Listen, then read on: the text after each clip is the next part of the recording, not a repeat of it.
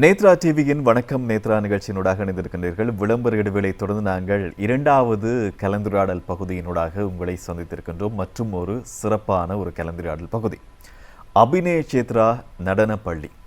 இது ஒரு கலைக்கூடம், அன்பின் கூடமாய் குறிப்பாக நடன கலைஞர்களுக்கு அவர்களினுடைய ஆர்வத்திற்காக நல்ல பயிற்சி அளித்து அவர்களுக்கான அங்கீகாரத்தை அளித்து அவர்களுடைய படைப்புகளை வெளிநாடுகளுக்கும் சர்வதேசத்திற்கும் எடுத்துச் செல்கின்ற ஒரு பல்கலைக்கழகம் தான் அபிநய சேத்ரா நடன பள்ளி. குறிப்பாக இந்த நடன பள்ளியானது 2 தசாப்த கால அனுபவத்தை நெருங்குகின்றது. 2006ஆம் ஆண்டு ஆரம்பிக்கப்பட்ட பயணம். இதிலே எத்தனையோ எண்ணற்ற நடன கலைஞர்களினுடைய அரங்கேற்றத்தை கண்டிருக்கின்றது அபிநய சேத்ரா நடன பள்ளி. இந்த 2வது தசாப்தத்தை நெருங்கும் இந்த தருணத்தில் ஒரு சிறப்பான ஒரு படைப்புக்காக, இது வரலாற்று பதிவாக மாறக்கூடிய ஒரு படைப்புக்காக காத்திருக்கின்றது. ஜூலை மாதம் 20ஆம் தேதி ஒரு படைப்புக்காக அபிநய சேத்ரா நடன பள்ளி. இலங்கையில் இருக்கக்கூடிய முக்கியமான ஆலயம் கதிர்காம கந்தனினுடைய தல புராணத்தை நாட்டிய நாடகமாக மாற்றுகின்ற ஒரு தருணம் மாறப்போகின்றது. அபிநய சேத்ரா நடனப்பள்ளி வழங்குகின்ற கதிரவேற் பெருமானை கருணை தேவை எனும் நாட்டிய நாடகம் 20ஆம் தேதி கதிரேசன் மண்டபத்தில் இடம்பெறப் போகின்றது பம்பலப்பேட்டையில். இது தொடர்பிலான ஒரு சிறப்பான கலந்துரையாடல் தான் இன்று உங்களுக்காக காத்திருக்கின்றது. எங்களோடு இணைந்திருக்கின்றார் அபிநய சேத்ரா நடனப்பள்ளியினுடைய இயக்குனர் கலாசுரி திருமதி வணக்கம் திவ்யா சுஜன். கலை விரும்பிகள், தமிழ் விரும்பிகள் அனைவருக்கும் இந்த படைப்பின் பேரருள் கிடைக்கப்பெற வேண்டும் என்று பிரார்த்தித்து இனிய வணக்கங்களை தெரிவித்து மகிழ்கிறேன். ஒரு பிரம்மாண்டமான ஒரு படைப்பு, அதாவது வரலாற்றிலே பதிவாகக்கூடிய மிகச்சிறந்த ஒரு பதிவாக மாறப்போகின்றது. இந்த அபிநய சேத்ரா நடனப்பள்ளியினுடைய 2 தசாப்தத்தை நெருங்குகின்ற வேளையில் இது பற்றி நாங்கள் பேசப்போகின்றோம். இந்த பயணம், அதை பற்றி நாங்கள் ஆரம்பத்தில் பேசிடலாம். நிச்சயமாக நீங்கள் மிக அழகான ஒரு அறிமுகத்தை தந்திருந்தீர்கள், அன்பின் கூடம் என்று. மிக்க நன்றி. உங்களோடும் மிக நெருங்கிய தொடர்பு நீண்ட காலமாக 2 தசாப்தங்கள் என்றால் 2 தசாப்தங்களாக இந்த தொலைக்காட்சியினூடாகவும் நெருங்கிய தொடர்பு இருக்கிறது. இத்தனை தூரம் அபிநய சேத்ரா வளர்வதற்கு அத்தனை அன்பு நெஞ்சங்களும் தான் மூல காரணமாக இருக்கிறது. அந்த ஒரு அன்பின் வழியில் தான் கதிர்காமத்துக்கான ஒரு தல புராணத்தின் நாட்டிய நாடக படைப்பாக இந்த நாட்டிய நாடகம் 20ஆம் தேதி நாங்கள் மேடையேற்ற இருக்கிறோம். கதிரவேற் பெருமானை கருணை தேவை என்ற இந்த நாட்டிய நாடகம் தொடர்பில் நாங்கள் பேசலாம். அதற்கு முன்னதாக ஒரு காணொளி உங்களுக்காக காத்திருக்கின்றது. அதனைத் தொடர்ந்து கலந்துரையாடலை நாங்கள் தொடரலாம்.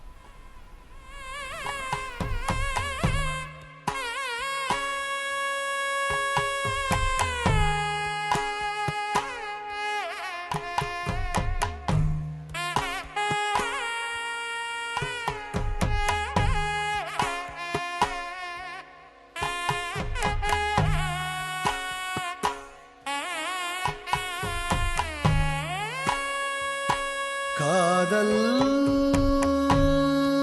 அன்பு கரை கடந்த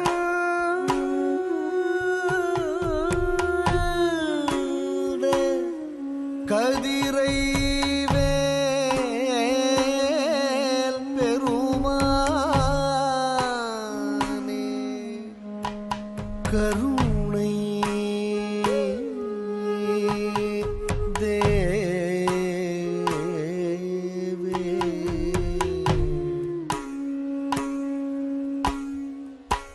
கதிரைவேல் பெருமானே கருணை தேவே, கதிரைவேல் பெருமானே கருணை தேவே.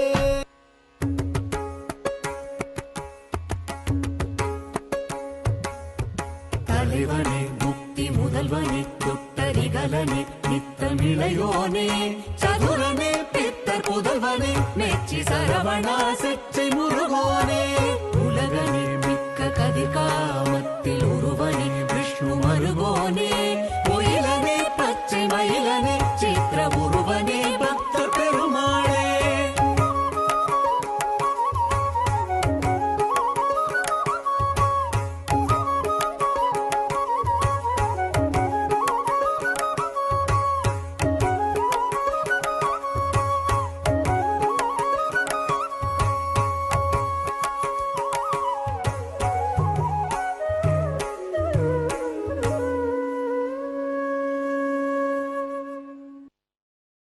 கதிர்காமன் கலை விழா இந்திய இலங்கை கலைஞர்கள் பங்கேற்கும் ஒரு கலை விழா பெருவிழாவாக மாறப்போகின்றது. கதிர்காமக்கந்தன் ஆலயத்தினுடைய தலப்புராணம் பேசப்படுகின்ற ஒரு திருவிழாவாக மாறப்போகின்றது. அபிநய சேத்ரா நடனப்பள்ளி வழங்குகின்ற கதிரவேற் பெருமானே கருணை தேவே நாட்டிய நாடகம். இந்த நாட்டிய நாடகத்தினுடைய ஆய்வு பிரதியாக்கம், கதையாக்கம், நெறியாள்கை, தயாரிப்பு, ஆடை வடிவமைப்பு என்று அத்தனையிலும் தனது பங்களிப்பை ஆற்றி வருகின்ற அபிநய சேத்ரா நடனப்பள்ளியினுடைய இயக்குனர் கலாசுரி திருமதி திவ்யா சுஜின் நம்மோடு இணைந்திருக்கின்றார். குறிப்பாக இந்த பயணம் கதிர்காமக்கந்தனினுடைய திருவிழா இடம்பெறுகின்ற இந்த காலப்பகுதியில் தான் இது அறிமுகப்படுத்தப்பட்டிருந்தது. செய்தி மக்களை சென்றடைந்திருந்தது. இந்த பணி எவ்வாறு செல்கின்றது போது? நிச்சயமாக நாங்கள் நினைக்கிறோம் அபிநய கஷேத்ராவின் ஊடாக நிகழ்கின்ற அத்தனை படைப்புகளும் தானாக நிகழ்கின்ற படைப்புகள் தான். இதில் எந்த மாற்று கருத்துமே இல்லை. நாங்கள் ஏற்கனவே இவ்வாறான ஒரு நாட்டிய தயாரிப்பு என்றதும் ஒரு நாட்டிய நாடகம் என்றதுக்குமான சில வித்தியாசங்கள் இருக்கின்றது. நாட்டிய நாடக படைப்பு என்பது மிக பிரம்மாண்டமானது. அதற்குரிய இசையும் நாங்கள் ஒளிப்பதிவு செய்து இந்தியாவில் சென்று அவ்வாறான ஒரு நாட்டிய படைப்பினை நாங்கள் 2017ஆம் ஆண்டு சாய் சச்சரிதம் நூலை தொகுத்து நாங்கள் வழங்கியிருந்தோம். அது பற்றியும் நாங்கள் இங்கு பேசியிருந்தோம். அந்த காலத்தில் அவிசாவளியில் இருக்கின்ற சாயி ஆலயத்துக்கான ஒரு நிதி திரட்டலாக அமைந்திருந்தது. அந்த இசையினை மதிப்புக்குரிய லால்குடி ஜிஜிஆர் கிருஷ்ணன் ஐயா வழங்கியிருந்தார். அதைத் தொடர்ந்து நாங்கள் 2020ஆம் ஆண்டு திருக்கேதீஸ்வரத்துக்கான கேது சந்நிதி அமைப்பதற்கான ஒரு நிதி திரட்டி நாங்கள் வழங்கியிருந்தோம். அந்த நிகழ்ச்சி மிக்க ஒரு அருமையான ஒரு நிகழ்வாக அமையும் தருணத்தில் நிறைவில் இந்த கதிர்காமத்துக்கும் அந்த தலபுராணத்தை இது மாதிரி ஒரு நாட்டிய நாடகமாக ஆக்கித்தர வேண்டும் என்ற விண்ணப்பம் எங்களிடம் எழுப்பப்பட்டது அந்த நாளே. அது நிச்சயமாக இறை செயலாகத்தான் கருதுகிறோம். நாங்கள் சிவனுக்காக செய்தோம். முருகனது விண்ணப்பமாகவும் முருக அருள் பெற்றவர்கள் அதனை கூறும் பொழுது அது எங்களுக்கான ஒரு பெருவரமாக கருதினோம். ஆனால் அது நிறைவேறுவதற்கு கிட்டத்தட்ட 5 வருடங்கள் ஆகிவிட்டன. எங்களது நாட்டு சூழ்நிலை இவ்வாறான ஏராளமான காரணங்கள். தக்க தருணம் வரும் பொழுது இறைவனே நடத்தி வைப்பார். அந்த ஒரு விதை விதைக்கப்பட்டது கதிர் காமம். இப்போ அந்த காமம் என்பது கூட அப்படித்தானே நாங்கள் சொல்ல வேண்டுமென்றால் எங்களுக்குள் ஒரு ஆசை அல்லது ஒரு விருப்பம். இப்படி அந்த விருப்பம் அன்று 2020ஆம் ஆண்டு விதைக்கப்பட்டது. இன்று அது நிறைவேறுகிறது. அதுவும் இறை அருள்தான்.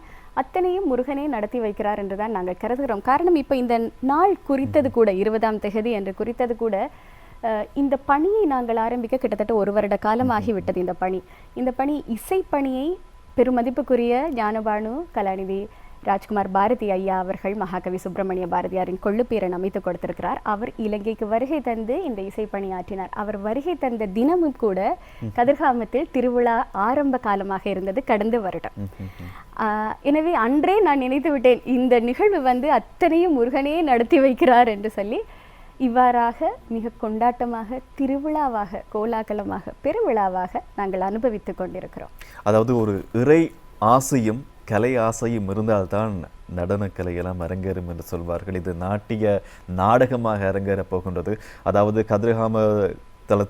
கதிர்காமக்கந்தன் ஆலயத்தினுடைய தலப்புராணம், குறிப்பாக அருணகிரிநாதரினுடைய திருப்புகழ் பாடல்களை வைத்து இந்த நாட்டிய நாடகம் அரங்கேறப் போகின்றது. அது பற்றி நாட்டிய நாடகத்திற்கான கதையாக்கம் அல்லது கதை அமைப்பு என்று கருதப்படுது. கதை அல்லது பிரதியாக்கம் என்பது மிக மிக முக்கியமானது ஒரு நாட்டிய நாடகத்துக்கு. ஏனென்றால் நாங்கள் இது முழுதாக ஒரு 95 நிமிடங்கள், கிட்டத்தட்ட ஒரு 90 நிமிடங்களுக்கான நாட்டிய நாடகம்.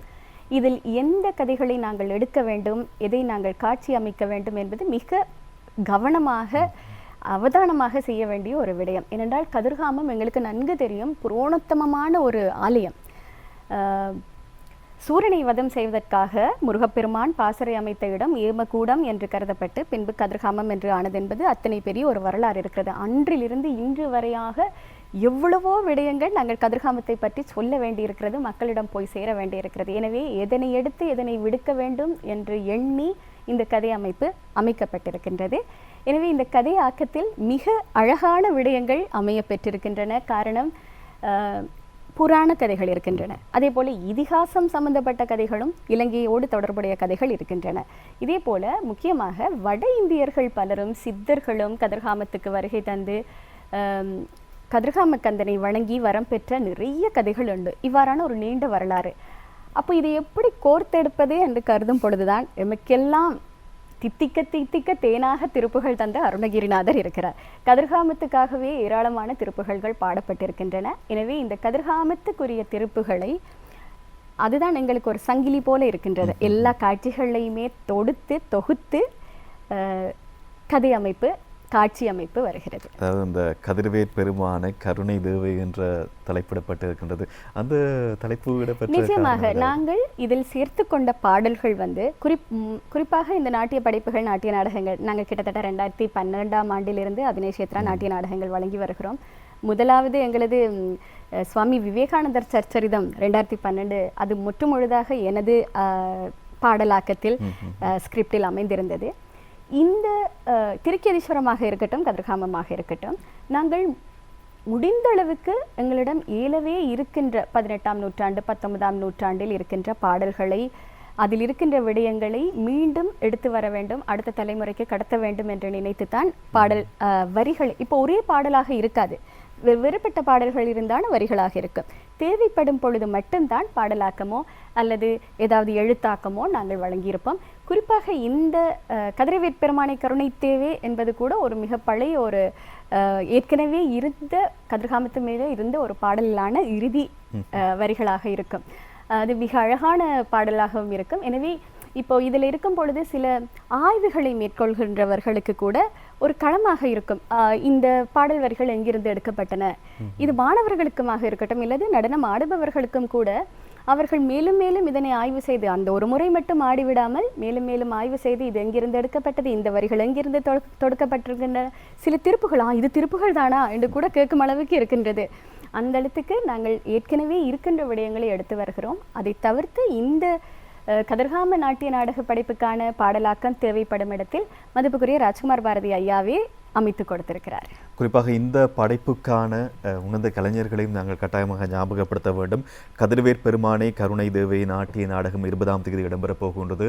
பாம்பலைப்பிட்டிய புதிய கதிரேசன் மண்டபத்தில் 6 மணி அளவில் இந்த நிகழ்வு ஆரம்பிக்கப் போகின்றது. இதிலே ஏற்கனவே சொன்னதை போன்று பல வழிகளில் இதற்கு துணையாக முக்கிய பங்கை ஆற்றி வருகின்றார் கலாசுரி திருமதி திவ்யா சுஜின். அதே போன்று இதற்கான இயல் இசை ஆக்கம் மகாகவி சுப்பிரமணிய பாரதியினுடைய குழுப்பேரன் ஞானபானு உயர்திரு ராஜ்குமார் பாரதி அவர்கள். அதே போன்று கீபோர்ட் ஒலி வடிவமைப்பு கலைமாமணி ஸ்ரீசாய் ஸ்ரவணம் ஆகியோரும் அதே போன்று வாய்ப்பாட்டு ஸ்ரீகாந்த் கோபாலகிருஷ்ணர், அதே போன்று ஆர்பி ஸ்ரவன் மற்றும் ஸ்ரீமதி கிருத்திகா அரவிந்த், மிருதங்கம் ஸ்ரீ கார்த்திகேயன் ராமநாதன் அவர்கள், அதே போன்று தாள வாத்தியங்கள் ஸ்ரீ கணபதி வெங்கட் சுப்பிரமணியம், வயலின் ஸ்ரீ எம்பார் கண்ணன் மற்றும் புல்லாங்குழல் ஸ்ரீ நவீன் சுந்தர் அவர்கள், வீணை ஸ்வர மண்டபம் ஸ்ரீ வி சுப்பிரமணிய சர்மா அவர்கள், ஒலிப்பதிவு ஸ்ரீ ஆர்கே ஷர்வேஷ், அதே போன்று நாதஸ்வரம் ஸ்ரீ அடையார் டி பாலசுப்ரமணி மற்றும் சிது ஸ்ரீ கிஷோர் குமார். குறிப்பாக இது இந்திய கலைஞர்கள், இலங்கை கலைஞர்கள் என்று 2 நாட்டு கலைஞர்களும் இணைகின்ற ஒரு தருணமாகத்தான் மாறப்போகின்றது, ஒரு பெருவிழாவாகத்தான் மாறப்போகின்றது. இதில் இந்த நடனம் பரதநாட்டியம் மாத்திரம்தானா? நிச்சயமா. நீங்கள் இசை கலைஞர்கள் பற்றி குறிப்பிட்டீர்கள். நான் நினைக்கிறேன் நாங்கள் இசை பற்றி பேசிவிட்டு நடனத்துக்குள் வரலாமோ என்று. இயல் இசை நாடகம் தானே எங்களது புத்தமிழ் ஒழுங்கும் கூட. இசை கலைஞர்கள் நீங்கள் குறிப்பிட்டவர்கள் அத்தனை பேரும் மிக மிக புகழ் பெற்றவர்கள், உலகத்தரம் வாய்ந்தவர்கள். கீபோர்டு இசையும் ஒலி வடிவமைப்பினை மிக்சிங் மாஸ்டரிங் என்று சொல்லுவோம் இல்லையா, இதை கலைமாமணி ஸ்ரீ சாய் ஸ்ரவணம் அவர்கள் அவரது ரிசவுண்ட் இந்தியா என்ற ஒரு ஸ்டூடியோவில் தான், ஒளிப்பதிவு கூடத்தில் தான் நாங்கள் இதனை ஆக்கியிருந்தோம். இவர்கள் எல்லாருமே, புல்லாங்குழல் நவீன் சந்தர் அவர்கள் கூட ஒரு மிகச்சிறந்த இசையமைப்பாளர், சினிமா துறையில் இருக்கின்ற பிரபலமான இசையமைப்பாளர். இவர்கள் அனைவருமே ஏஆர் ரஹ்மான் ஐயாவோடு பணிபுரிகின்ற தபேலா வாத்திய கலைஞர் தான் ஸ்ரீ சாய் ஸ்ரவணம் அவர்கள். இவ்வாறு மிகச்சிறந்த ஒரு இசை கலைஞர்கள் இதில் பங்கு பெற்றிருக்கிறார்கள், மிக விரும்பி பங்கு பெற்றிருக்கிறார்கள், அன்போடு பங்கு பெற்றிருக்கிறார்கள். இதுதான் முக்கியம். நமது நாட்டில் இருக்கின்ற கதிர்காமத்தின் மீது பக்தி கொண்டு கதிர்காமத்துக்கு நாங்கள் பாடுகிறோம் என்று அல்லது வாசிக்கிறோம் என்ற ஒரு உணர்வில் தான் இதனை ஆக்கி தந்தார்கள். கிட்டத்தட்ட 15 நாட்கள் எங்களுக்கு இந்த ஒலிப்பதிவுக்கு மட்டுமே தேவைப்பட்டது. மிக நுணுக்கமாக, ஆழமாக, நுட்பமாக இந்த இசை அமைந்திருக்கிறது. இந்த இசையை எவ்வாறு நாங்கள் தாங்கி எங்கள் உடல் மொழிகளால் வழங்கப் போகிறோம் என்பதே ஒரு வியப்பாக இருந்தது. அந்த வியப்பின் எல்லைக்கு ஒரு அழகு சேர்க்கும் விதமாக முருகன் அருளால் பல நாட்டிய கலைஞர்கள் இதில் இணைய இருக்கிறார்கள். அது கூட நாங்கள் ஏற்கனவே திட்டமிட்டது என்று கூற முடியாது. எல்லாமே தானாக அமைவதுதான். எல்லா நாட்டிய நாடகங்களுக்கும் எமது படைப்புகளுக்கு, அபிநய க்ஷேத்ரா படைப்புகளுக்கு இந்திய கலைஞர்கள் வந்து பங்கு பெற்றுவது வழக்கம். எனவே நடந்த நாட்டிய நாடகங்களுக்கும் இந்திய கலைஞர்கள் வருகை தந்திருக்கிறார்கள். இந்த நாட்டிய நாடகத்துக்கும் கோயம்புத்தூரிலிருந்து மிகச்சிறந்த நடன ஆசிரியர், சிரேஷ்ட நடன ஆசிரியர் திருமதி மிருத்துளா ராய் அவர்களும் அவரது மாணவிகளும், அதாவது சிரேஷ்ட மாணவிகளும் பங்கு கொள்ள இருக்கிறார்கள். மிருத்துளா ராய் ஒரு நல்ல களரி நடன கலைஞரும் கூட. எனவே இந்த நாட்டிய நாடகத்திலே நாங்கள் களரிக்கான சில நடன அமைப்புகளை கூட நாங்கள் இதில் பார்க்கலாம். அதே போல மதிப்புக்குரிய பத்மா சுப்பிரமணியம் அம்மா அவர்களின் ஒரு சிரேஷ்ட மாணவியும் நடன கலைஞருமான திருமதி வித்யா அரசு பங்கு பெற்ற இருக்கிறார். அவரது துணைவர் வந்து இலங்கையைச் சேர்ந்தவர் ஷமிதா ஹெட்டிகே, அவரும் பங்கு பெற்ற இருக்கிறார். இதே போல முக்கியமாக வந்து இந்த கதை அம்சம், கதை பொருள் அல்லது கருப்பொருளுக்கு ஏற்ப, இந்த கதைக்கு ஏற்ப இந்த நடன கலைஞர்களும் நடன வடிவங்களும் உள்வாங்கப்பட்டன. இவற்றையெல்லாம் நாங்கள் வழங்க வேண்டும் என்று உண்மையை சொல்ல வேண்டும் என்றால் நாங்கள் இசையமைக்கும் போது தீர்மானிக்கவே இல்லை. இதில் ஒரு களரி வருமென்றோ அல்லது இதில் ஒரு கூத்து நடனம் வருமென்றோ நாங்கள் தீர்மானிக்கவே இல்லை. ஆனால் நடன வடிவமைப்பை செய்யும் பொழுதுதான் அந்தந்த கதைக்கு ஏற்ற விதமாக அது அமைந்தது. மிக குறிப்பாகவும், அதாவது நான் இது அவ்வளவு மகிழ்ச்சியான ஒரு விடயமாக கருதுகிறேன். இதில் ஒரு காட்சி அமைப்பு இருக்கும். எல்லாளனுக்கும் துட்டகமனுக்குமான ஒரு காட்சி. அந்த பாத்திர பொருத்தம் என்பது அத்தனை அழகாக அமைந்திருக்கு. நான் உடனே பேராசிரியர் மௌனகுரு ஐயா அவர்களிடம் விண்ணப்பித்தேன், இசையை போட்டு காட்டினேன். அவரே வந்து ஆடி தருகிறேன் என்றார். எனவே அவருக்கு இணையாக கண்டிய நடன கலைஞர், மிகச்சிறந்த புகழ்பெற்ற மகாகுரு பேராசிரியர் ரவிபந்து வித்யாபதி ஐயா அவர்கள் இணைகிறார்கள். இவ்வாறான மிகச்சிறந்த கலைஞர்கள் இதில் பங்கு பெற்று இருக்கிறார்கள். ஒரு 6 வயதிலிருந்து 80 வரையான கலைஞர்கள் எந்த விதமான பாகுபாடும் இல்லாமல் ஒரு குடும்பம் போல ஒரு கிட்டத்தட்ட ஒரு 130-140 நடன கலைஞர்கள் இருப்பார்கள் என்று நினைக்கிறேன். எண்ணக்கூடிய முடியவில்லை. 100க்கும் மேற்பட்ட கலைஞர்கள் இதில் பங்கு பெற்றுகிறார்கள். இலங்கை இந்திய கலைஞர்கள். நீங்கள் குறிப்பிட்டது போல இது ஒரு திருவிழா தான். இலங்கையிலும் கூட யாழ்ப்பாணம், மட்டக்களப்பு பல்கலைக்கழகங்களில் இருந்தான மிகச்சிறந்த நடன கலைஞர்கள், அதே போல பதுள்ள, ஹட்டன், ரத்னபுர இவ்வாறான இலங்கையில் பல்வேறுபட்ட மாவட்டங்களில் இருந்தான தரம் வாய்ந்த கலைஞர்கள், நடன கலைஞர்கள் எல்லோரும் இதில் இணைந்து கொள்கிறார்கள். எனவே நான் இதனை ஒரு அபிநய க்ஷேத்ராவின் ஒரு நிகழ்ச்சி என்று நாங்கள் சொல்ல மாட்டோம். எப்போதுமே அது சொல்வதில்லை. ஏனென்றால் இவ்வாறான ஒரு பொக்கிஷமான இசை கிடைக்கும் போது எல்லா கலைஞர்களும் இதில் வந்து அனுபவிக்க வேண்டும், சந்தோஷமாக இருக்க வேண்டும், மகிழ்வாக இருக்க வேண்டும் என்று எண்ணுவதுதான் எங்களது வழக்கம். அது இந்த ஒரு நிகழ்ச்சிக்கும் அமைந்திருக்கிறது. அது இறையருள். இதில் பங்கு பெற்றுகின்ற அத்தனை நடன கலைஞர்களுக்கும், இசை தந்த மகா வித்வான்களுக்கும் இந்த இடத்தில் நான் மிக மிக பணிவான நன்றிகளை தெரிவித்து மகிழ்கிறேன். அதாவது இந்த முருகனை நாடுபவர்கள் அதிகம். அது இலங்கையில் மாத்திரமல்ல, உலகெங்கும் முருகப்பெருமானை நாடுபவர்கள் அதிகம். இந்த கலந்துரையாடல் பகுதி இன்றைக்கு நடக்கிற நேரம் கூட முருகனுக்கான ஆலயங்கள் சிலவற்றிலே இன்று கும்பாபிஷேகம். இவ்வாறான தருணங்கள் இந்தியா திருச்செந்தூராக இருக்கலாம், இலங்கையில் இருக்கக்கூடிய கொழும்பு ஆலயமாக இருக்கலாம்.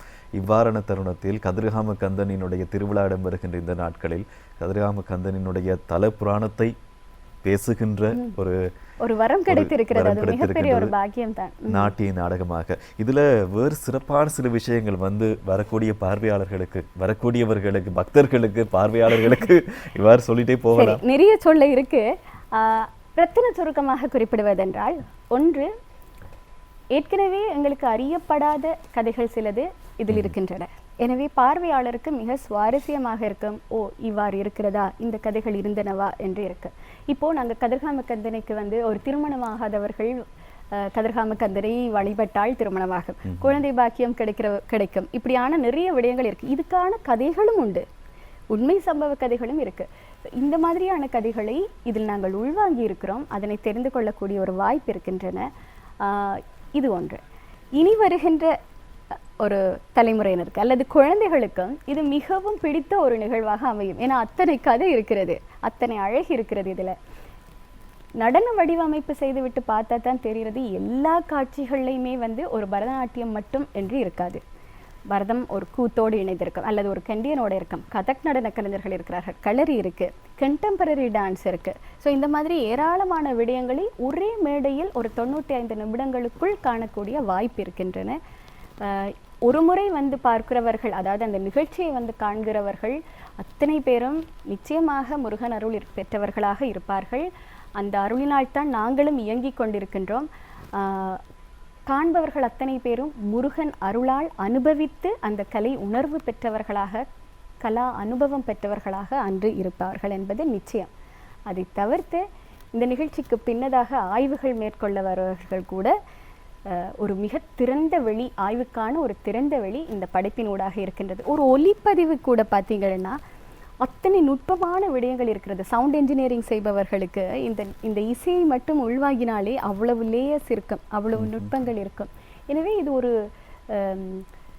அந்த நிகழ்ச்சி முருக பக்தர்களுக்கும் பொருத்தமாக இருக்கும், கலை ரசிகர்களுக்கும் பொருத்தமாக இருக்கும், இல்லை ஆய்வினை மேற்கொள்பவர்களுக்கும் பொருத்தமாக இருக்கும். இந்த வயதினருமே அனுபவித்து உள்வாங்கக்கூடிய ஒரு நாட்டிய படைப்பாக இது மலர்ந்திருப்பது என்பது இறையருள் மட்டுமே. அதாவது வரலாற்று பதிவாகத்தான் இது மாறப்போகின்றது. வரலாறுகள் பேசியவற்றை வரலாறு இனியும் பேச போகின்றது இதனூடாக. அதான் நீங்கள் சொன்னதை போன்று இந்த துட்டகை முனையிலாளன் அந்த ஒரு விடயம் சொல்லும் போது கூட இதோட எங்க சம்மந்தப்பட்டது அப்படின்றது டக்குன்னு நாங்கள் வாசிச்சது அறிந்தது தெரிஞ்சது எங்களுக்கு ஞாபகப்படுத்தக்கூடியதாக இருக்குது. எனவே நிச்சயமாக பார்வையிடக்கூடியவர்களுக்கு ஒவ்வொரு தருணமும் இந்த படைப்புல எத்தனையோ உண்மைகளை இலக்குவாக மனசுல பதிய வைக்கக்கூடியதாக இருக்கும் என்பதில் எந்தவித சந்தேகமும் இல்லை. ரசிகர்கள் மக்கள் எவ்வாறு வரலாம்? நிச்சயமாக இது ஒரு திருப்பணியாக இருக்கிறதா, அதாவது இவ்வாறான ஒரு இறைப்பணி கைங்கரியங்கள் செய்வதனால் நாங்கள் தான் எங்களுக்கு புண்ணியம் தேடிக்கொள்கிறோம் என்று நான் எப்போதுமே சொல்வதென்று. இந்த நிகழ்ச்சிக்கு காண வருபவர்களுக்கு நுழைவுச் சீட்டுகள் இருக்கின்றன. எங்களோடு தொடர்பு கொள்ளலாம் அபிநய க்ஷேத்ராவோடு, அல்லது நாங்கள் சரஸ்வதி மண்டபத்தில் இதனை பெற்றுக்கொள்ளலாம் நுழைவுச் சீட்டுகளை. ஏற்கனவே நாங்கள் பல நுழைவுச் சீட்டுகள் ஏற்கனவே ஒரு முடிவுற்ற ஒரு தருணத்தில் தான் இருக்கிறது. ஒரே ஒரு காட்சி மட்டும்தான் 6 மணிக்கு 20ஆம் தேதி இந்த மாதம் புதிய கதிரேசன் மண்டபத்தில் ஒரு காட்சியாக மட்டும்தான் நாங்கள் இதை நிகழ்த்துகிறோம். காண வருபவர்கள் எங்களோடு தொடர்பு கொள்ளலாம். ஒரு காட்சியாக இருக்கலாம், ஆனால் அதனுடைய கேள்விகள் அதிகரித்து நிச்சயமாக பல காட்சிகள் இனி தொடரும் என்பது நம்பிக்கை. குறிப்பாக இன்னும் 20ஆம் தேதிக்கு நேரம் இருக்குது. இன்றைக்கு 7ஆம் தேதி 20ஆம் தேதிக்குள்ள உங்களுடைய டிக்கெட்டுகளை பதிவு செய்து அபிநய க்ஷேத்ரா நடனப்பள்ளி வழங்குகின்ற இலங்கையினுடைய மற்றும் ஒரு முக்கியமான ஒரு சிறப்பான நிகழ்வாக மாறப்போகின்ற கதிரவேற் பெருமானே கருணை தேவை நாட்டிய நாடகத்துக்கு வாருங்கள். நாங்கள் எல்லாருமே போகலாம், பார்க்கலாம். பம்ளப்பிட்டிய கதிரேசன் மண்டபத்தில் இடம்பெறப் போகின்றது மாலை 6 மணிக்கு 20ஆம் தேதி. டிக்கெட்டுகளை பதிவு செய்து கோகுல், இப்போ நாங்கள் கதிரேசன் மண்டபத்தில் வைக்க வேண்டும் என்பது கூட நான் அதுவும் முருகன் அருள் என்று தான் நினைக்கிறேன். ஏனென்றால் கதிரேசன் மண்டபத்துக்கும் இந்த கதிர்காமத்துக்கும் இடையில் கூட நிறைய நெருங்கிய தொடர்புகள் இருக்கின்றன. அந்த காலத்தில் ஒரு குறிப்பிட்ட ஒரு காலப்பகுதியில் யாத்திரிகைகள், கதிர்காமத்துக்கு செல்ப யாத்திரிகைகள் பற்றி எங்களுக்கு நன்கு தெரியும். ஏராளமானவர்கள் கதிரைவேல் பெருமானே என்று கோஷமிட்டு கொண்டு அரகரவென்று கொண்டுதான் போறார்கள். அவர்களுக்கு இருக்கின்ற அந்த மெய்க்கணங்களை மெய்த்தருணங்களை நாங்கள் மொழிபெயர்க்கவே முடியாது. அது உணர்ந்தாலின்றி எங்களுக்கு வார்த்தைகளால் சொல்லவே முடியாது. அத்தகைய யாத்திரைகள் கூட அங்கு செல்ல முடியாதவாறு ஒரு காலகட்டம் இருந்தது. அவ்வாறான காலகட்டத்தில் இங்கு நாங்கள் கொழும்பில் இந்த கதிரேசன் ஆலயமாக இருக்கட்டும், அல்லது ஒரு ஆடிவேல் விழாவாக இங்கு சிறப்பித்த ஒரு தருணங்கள் கூட நினைவு கூறக்கூடியதாக இருக்கின்றன. எனவே இந்த மண்டபம் கூட அத்தனை பொருத்தமாக இருக்கிறது என்று நான் கருதுகிறேன். எண்ணற்றவர்களின் நடன கலைஞர்களினுடைய அரங்கேற்றம் கண்ட நீங்கள், மனம் குளிர்ந்த நீங்கள் நிச்சயமாக இந்த சிறப்பான படைப்பினூடாக பெருமை பெற வேண்டும் என்பது உங்களுக்கான வாழ்த்து. கலாசுரி திவ்யா சுஜன் அவர்களுக்கு நன்றியை தெரிவித்துக் கொள்கின்றோம். தொடர்ச்சியாக நேத்ரா டிவியோடு இணைந்திருங்கள். இன்றைய நிகழ்ச்சியினுடைய தயாரிப்பாளர் திரு கோணேஸ்வரன் மற்றும் கேமரா தொழில்நுட்ப நண்பர்களோடு இந்த நிகழ்ச்சியை நாங்கள் நிறைவு செய்து கொள்ளலாம். மீண்டும் சந்திக்கலாம்.